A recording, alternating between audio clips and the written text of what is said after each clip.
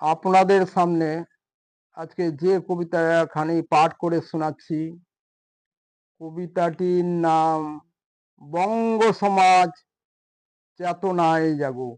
কবি দিলীপ কুমার মণ্ডল। বঙ্গ সমাজ চেতনায় সবাই জেগে উঠো, অন্যায়ের বিরুদ্ধে প্রতিবাদ গড়ে তোলো। ওগো জনগণ, বিবেকের কথা বলো, প্রকৃত নাগরিক মনুষ্যত্ববোধ গড়ে তোলো। নৃশংসত্যাচার করেছে যারা, কুকীর্তি করছে যারা, ধর্ষণ করছে খুন খরাবি, করে যায় যে পশুরা নারীর অসম্মান, সর্বনাশী মহাবিনাশী রাখে না মায়ের মান।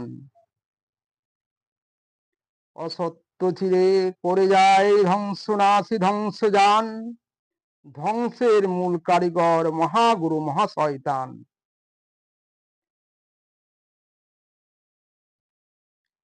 দেশের গর্ব করে খর্ব, দেশকে করে কম্পমান, এরাই জঞ্জাল মহাচণ্ডাল, কয়লা করে সবার জীবন। নষ্ট করে দেশের সম্পদ সমাজ রাষ্ট্র, সব ধ্বংসের মহাগুরু, সর্বনষ্টের সর্বশ্রেষ্ঠ।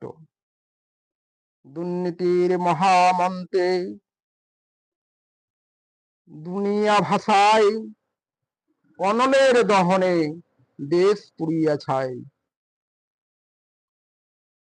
রুখে দাঁড়ায় একত্রিত হও সবে সঙ্গবদ্ধ, দুর্নীতির বিরুদ্ধে প্রতিবাদ গড়ে তুলো।